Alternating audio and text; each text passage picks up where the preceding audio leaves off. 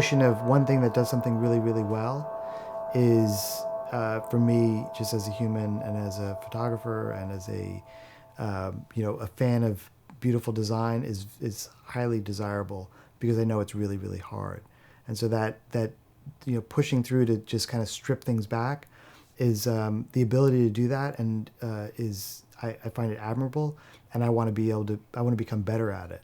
And so, like, a lot of the decisions that I feel like I make, um, definitely not around collecting books, but around some other things, uh, is an admiration for that. And so, like, I think, this is a good example.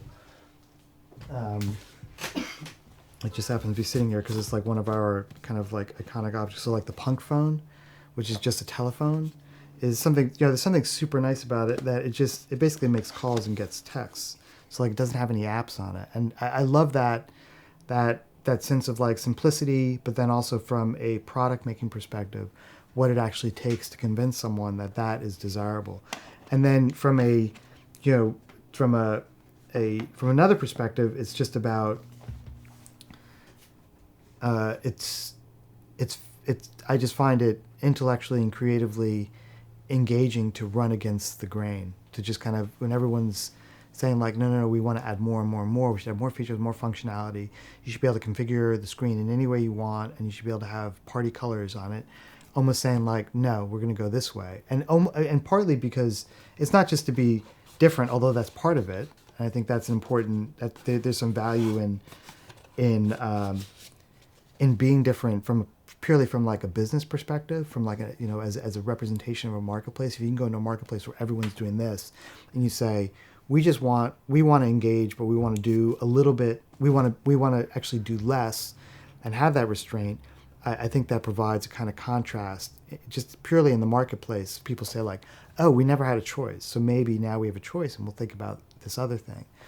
And so for those reasons, I find that kind of restraint and that kind of dialing things back and simplicity and one thing well super interesting. And so, doing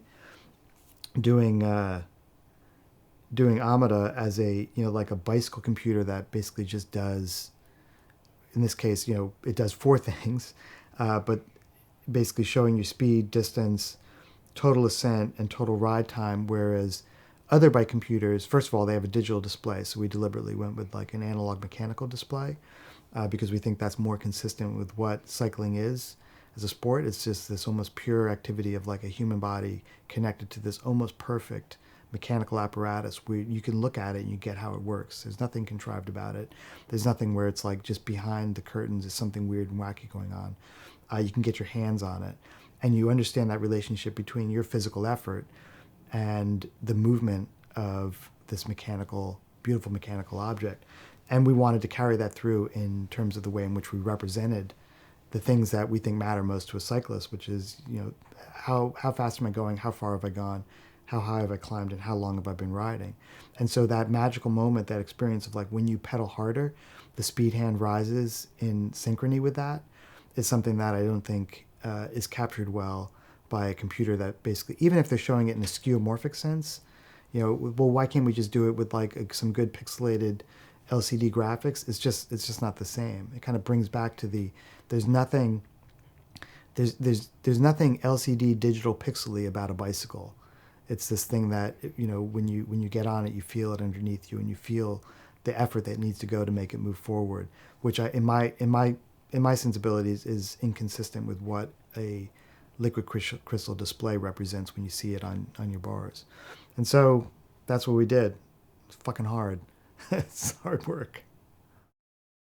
So it's myself and Reese, who normally sits there. So we worked together at Nokia. He led the advanced design team there that I was a part of, and we sat beside each other I was there for about 6 or 7 years.